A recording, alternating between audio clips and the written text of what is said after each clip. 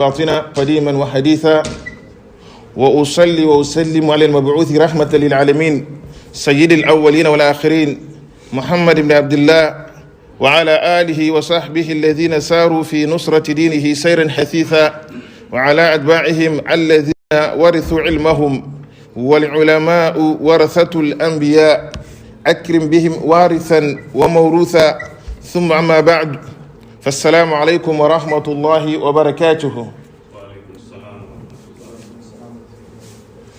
I can understand that people are praying their nawafil, inshallah.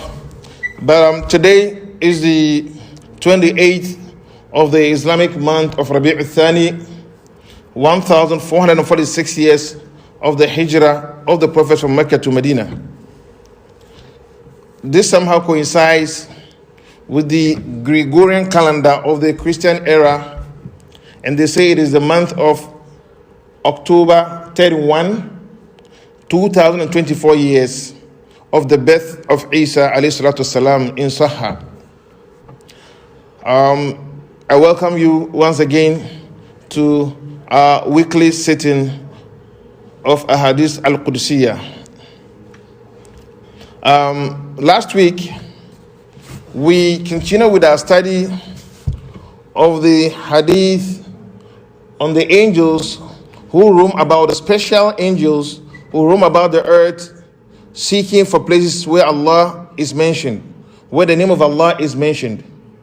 And from this hadith, I mentioned the fawaid, or the great fawaid of dhikr. And I said, among other things, that dhikr is greater than everything. As Allah says, وَلَا ذِكْرُ اللَّهِ أَكْبَرُ. The dhikr of Allah, remembrance of Allah subhanahu wa ta'ala, is greater than everything. I also mentioned that frequent dhikr leads to success. We also mentioned that dhikr protects one from being among the losers. We also said that dhikr saves one from regret. Frequent remembrance of Allah subhanahu wa ta'ala saves the believer from the great khasra, from the great regret on the day of Qiyamah. Dhikr is a protection against shaitan. Dhikr is the best protection from punishment of Allah subhanahu wa ta'ala. The reward of the one who remembers Allah is that Allah remembers him. From the hadith, Allah remembers him to a greater mala.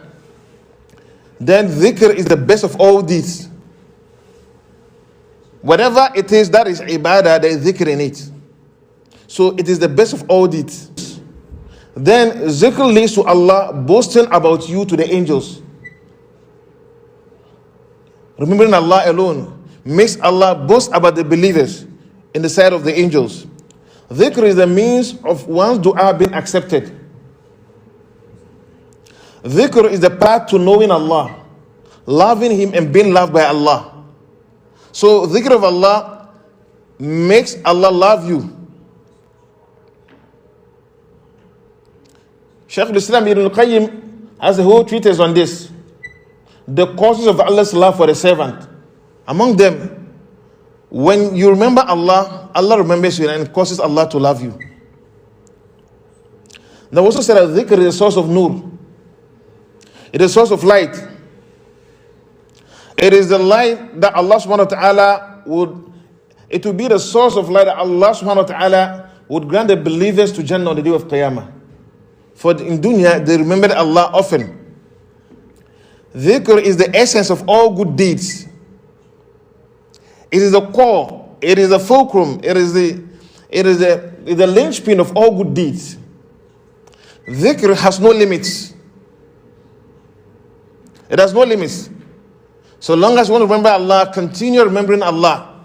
That's what Allah says in the Quran, وَعَبُدُ رَبَّكَ حَتَّى يَأْتِيَكَ الْيَقِينَ. So worship your Lord until death comes to you. Don't get tired, don't slack, don't backslide. Don't feel like you're requesting, supplicating, praying, you don't see any result. Continue remembering Allah subhanahu wa ta'ala. This was Zakaria alayhi salatu wasalam. Remember Allah often, even in old age. He wanted a child, he wanted an offspring. Yes, Zakaria alayhi salatu wasalam, his wife, did not slack. He did not forget remembering Allah subhanahu wa ta'ala. Allah abhors that. وَلَا تَكُونُوا كَالَّذِينَ نَسُوا اللَّهَ فَأَنْسَاهُمْ أَنفُسَهُمْ. And do not become like those who forgot Allah and Allah calls them to forget themselves. They got busy with dunya. So dhikr has no limits. So Ikhwan, we mentioned this, and in discussing the significance of dhikr, then I dwelt on the great hadith of Abu Hurairah, narrated by Muslim. ما اجتمع قوم في بيت من بيوت الله يتلون كتاب الله وتدارسونه بينهم إلى آخر الحديث. So I mentioned this hadith, and I said that this hadith comes with a lot of significance, durus, and also there is a misconception associated with this hadith. So last week I began discussing this hadith. I began discussing this hadith in the light of the misconceptions or misconceptions in the light of this hadith. And I began by mentioning the statements of the scholars, more importantly, some of the Sahaba, or the experience of the Sahaba concerning dhikr. This hadith of Abu Hurairah is very explicit. The Prophet ﷺ says, no people gather in a house, in one of the houses of Allah, reciting the Quran, learning the Quran between them, except that Allah subhanahu wa ta'ala will cause the angels to surround them. The angels will surround with their wings and pray to Allah that Allah will forgive them, Allah should actually grant them rahmah. Most people, Allah says, they were the best of mankind ever raised.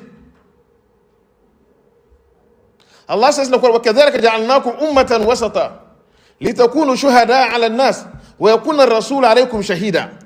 And for such, we made you the most moderate ummah. So rest on your oars. Rather, look for more detailed evidences of practice. So last week, I tried to establish that those who read or misread this hadith to mean it implied or it endorsed doing dhikr jama'ah or jama'iyya in the masjid, they did not understand it. And I began with explanation from what happened between Abu Musa al-Ash'ari and some people in the masjid until he went to report the experience to Abdullah ibn Mas'ud. I'll be coming to that inshallah. What I want to say is that indeed the imams from among the Sahaba, the Tabi'in, the Tabi'in and the rest, and all those who followed them in goodness are all agreed. Abu Uthman al-Nahdi once said, a worker for Umar bin al-Khattab wrote to Umar saying to Umar, when Umar was the Amir al-Mu'minin, a worker wrote to Umar. This is a very important, I want you to pay attention to this. He wrote to Umar bin al-Khattab saying to Umar, there are a group of people who gather together to make dua for the Muslims and the leader. Who is the leader? Umar bin al-Khattab. Who have good intentions. They say, MashaAllah, let's gather and pray for the leader of Muslims. This is good. Dua is good. Don't get it wrong, Ikhwan. There is a command to dua. Allah is annoyed. Allah is angry with anybody who does not supplicate to Him. وَقَالَ رَبُّكُمْ دُعُونِي أَسْتَجِبْ لَكُمْ إِنَّ الَّذِينَ يَسْتَكْبِرُونَ عَنْ عِبَادَتِي. Allah says, verily those who are arrogant in supplicating to me, there are people who pray, Assalamu alaikum, they are right. Dunya. I have seen somebody who once called me before Maghrib or Isha. Short. I have it's an assignment at the airport or the hotel. It's going to pick someone. I know how uncomfortable this is. So these people have good intentions for their leader, and it is good to pray. Ahmad bin Hanbal and the Salaf would say that if they had any guarantee of their dua, they do DoorDash and pick up loads of pork and alcoholic beverages. No. Rather, your leaders, you have to remember them in your dua. So the scholars of the past, they used to pray for their leaders. And they'll pray for them on the minbar on every Jum'ah. So these people had good intentions. But Abu Uthman al-Nahdi is reporting something more unique. Not just the dua. He said they gather and they pray for Muslims and the leader. Praying for the entire Muslims is a big reward. For every Muslim who remembers all dead Muslims, there is a reward for each head that he has prayed for. Oh Allah, forgive all Muslims who have passed since the beginning of Islam to the end. May Allah forgive them. It's good. The believers are meant to only not pray for themselves, but also pray for their brothers and sisters, alive and dead. So these people have good intentions. So Umar radiallahu anhu wrote back to Abu Uthman al-Nahdi. He said, bring them to me with yourself. Do you understand why Umar did that? Why? Allah subhanahu wa ta'ala in the Quran, evidence. He wants to establish witness. So he's not going to say, I have heard. Rather, Abdulaziz has reported you to me. When the woman once, was it Ramadan, came here and we're asking her to donate in the masjid, and she said, I'm not going to donate to this brother. Yes, she's not going to donate to the brother. I said, why? She said, maybe he's going to squander the money. So I called brother. I said, no. She said she's not going to donate because you're going to. I told her. She might think, what, this Imam, I just led the salah. No, I just did it to her. I called Brother Bilal. I said, look, she said she's not going to donate because she says you're going to spend the money. So since you're going to waste the money, respond to her. Finally, she donated more.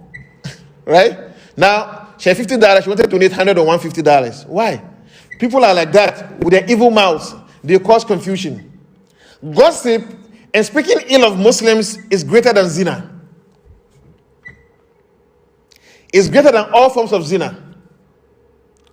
Qazf. Saying, oh, he's done that. Haven't you seen him? Oh, you saw him. You see him. Oh, he's done that. I saw him with this. Those things, they break the ummah. So Umar asked him to, and this is not the first time. In Bukhari, Kitab al-Du'a, I remember reading some of this. Some 2 years ago, I was going through Kitab al-Du'a, and I chanced on something that happened. Is it in Kufa or Basra? I don't remember. When somebody reported about Sa'd bin Abi Waqqas or somebody to get to know evils of people, sins of people, you want to speak about them. Busy yourself with your own sins and make istighfar a lot. So Umar commanded that he should bring them to me with yourself. Don't forget, bring yourself. Allah says in Quran chapter 49, in ja'akum fasikum binaba'in fatabayyanu.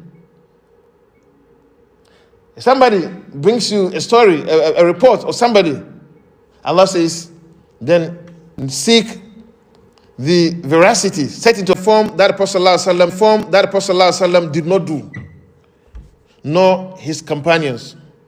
To the extent that Umar anhu did not. The story of one tabi'i, I have forgotten his name, but